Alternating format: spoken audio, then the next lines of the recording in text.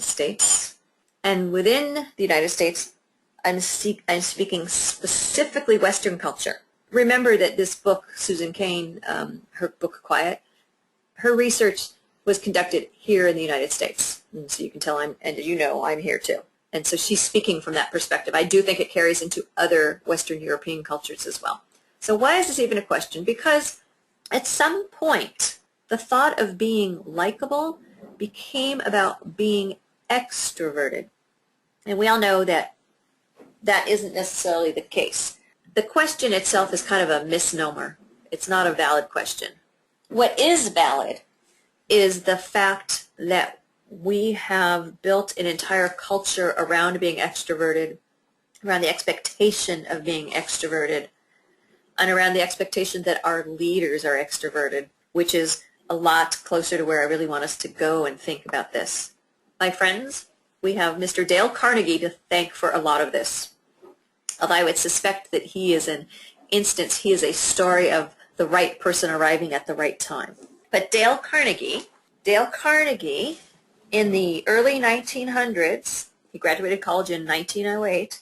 He came from a very poor background. He was trying to work his way into sales, and he was noticing that what was happening was because culture was changing, people were leaving smaller agricultural communities and more people were coming to cities and more people were coming together who didn't know each other. See, in his world where he grew up, everyone knew everyone.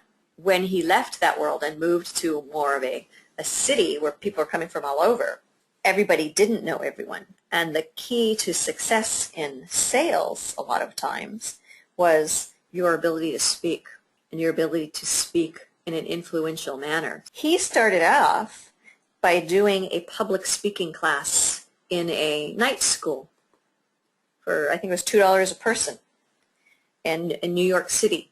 And the people who ran the school at the time said, well, that'll never take off. Well, boy, were they wrong. They were so wrong. And he even became, the story, the success story behind what happens. A shy farm boy moves to the city, becomes a public speaking guru, becomes a salesperson extraordinaire. And what happened was, what grew was what is called sometimes a culture of personality or a culture of charisma. And that is still with us to this day, that culture of personality, that culture of charisma. Let's return to Harvard now. In the story of Laura, who we now know was the author of our book, Susan Cain, she talks about Harvard Business School. And I didn't know this. Now, maybe some of you did, but I hadn't really. I look at Harvard Business Review. I look at the work that comes out of, but I never paid attention to the school. I didn't go there.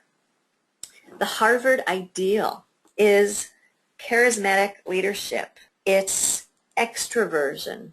It's about being in groups consistently.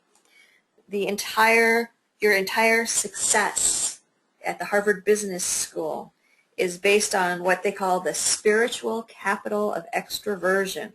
The students begin their day by meeting with their study teams. And it's like a requirement. And they go to class, and the students who speak up the most often and who are the most convincing with their ideas, these are the the students who get better grades. And the whole idea is that they're grooming them to become these captains of industry, and that a captain of industry must be a charismatic, strong, dominant in terms of presenting their ideas type of personality. And in fact, when the author went and interviewed students there for her work on this book, she asked, can you point me to a classmate who's an introvert? And they looked at her like she was nuts. And they said, you're not going to find anyone like that here. Now, of course, that's not true. She did find someone. But you can see the culture. And what I want to say about that is that's great. And I know people from Harvard are successful, and I know it's a fabulous school. I want to make a quick point about culture because it's so important to all of us. You might find yourself in a culture where you feel like an outcast. And the whole reason that there's a need for this book is because this culture of charisma, this culture of personality, so many of us have been raised to believe that if we're quiet, there's something wrong with us. Again, depending on where and when you were raised. And you might have even had families who apologized for you. I can remember an afternoon as a child where I didn't want to go swimming. It was in the summer and we were off school, and I didn't want to go to the pool because I was in the middle of a book I was really enjoying. To the credit of my family, they allowed me to stay inside and finish my book. But I know that that choice I made was considered a little weird. Like, what little kid wouldn't be out in the swimming pool all day long? And plenty of days I was. But that day, I wanted to finish that book. Now, I wasn't made to feel different or weird, but many people are. And so for many people, when you take an assessment like Myers-Briggs or Keirsey and you learn that you're an introvert and you read about it, it's like this aha moment. And sometimes it's very liberating.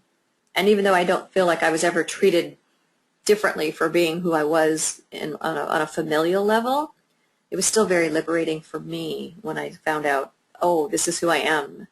And when I realized that it was okay that I needed some alone time. And so if you find yourself in a place where you feel like you don't fit in, it might just be the culture is aimed at extroverts. And so at Harvard Business School, if I had ever been there, I probably would have been miserable because I do need some time to myself. And that the constant, starting the day right away with a team. Oh, and then, by the way, at the end of the day, you're expected to go out in groups and socialize. That would have been very hard. And it can be hard for people. So remember, if you're feeling strange, maybe you're working or with a group who's aimed towards extroversion. So if possible, think about how you can put yourself in a culture that's more supportive of being an introvert, because we are who we are. But that being said, at Harvard, they play this game. The